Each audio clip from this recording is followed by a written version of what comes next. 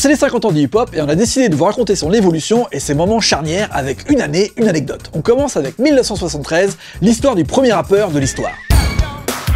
On dit que le hip-hop a 50 ans, mais pourquoi? Parce qu'en fait, le 13 août 1973, Clyde et Cindy Campbell, frères et sœurs, décident d'organiser une soirée au rez-de-chaussée du 1520 Sedgwick Avenue, en plein milieu du Bronx, New York. En fait, c'est vraiment Cindy qui a l'idée d'organiser cette soirée, car elle retourne bientôt à l'école et elle a besoin de fonds pour s'acheter des fournitures et surtout être archi fraîche pour la rentrée. Ça tombe bien, son ref a déjà une petite notoriété en tant que DJ dans le coin, il se fait appeler Kool Herc. Herc comme Hercule, parce que le mec est grand, charismatique et a inventé une nouvelle façon d'enchaîner les disques sur ses platines, le merry-go-round avec juste des boucles de batterie, une façon de faire qui va devenir la source du hip-hop. Et Kool Herc a aussi le meilleur système son du quartier, des enceintes de malade fabriquées avec son père dans la pure tradition des sound systems jamaïcains, car oui, tout vient de la Jamaïque, même le hip-hop. Kool Herc a déjà monté une équipe autour de lui, entre système de sécu un peu gang et artistes footrack. Ils s'appellent les Herculoïdes, en mode Avengers du Bronx. Parmi eux, il y a le premier rappeur de l'histoire, Coq La Rock, qu'on entend pour la première fois ce 13 août 1973. Premier rappeur, ou disons plutôt premier Master of Ceremony. Le fameux titre MC, comme MC Hammer, MC Light ou MC Solar. Ouais, ça veut dire maître de cérémonie, car en fait c'est un animateur de luxe, celui qui harangue le public et maintient la soirée en pétard.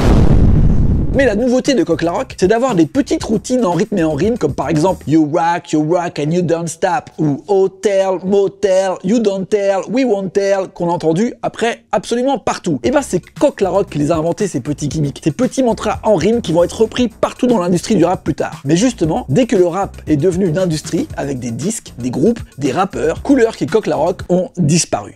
Notamment avec le premier grand succès du rap sur disque, Rapper's Delight de Sugar Hill Gang. Mais ça, c'est une autre année, une autre anecdote, une autre histoire. Colmini.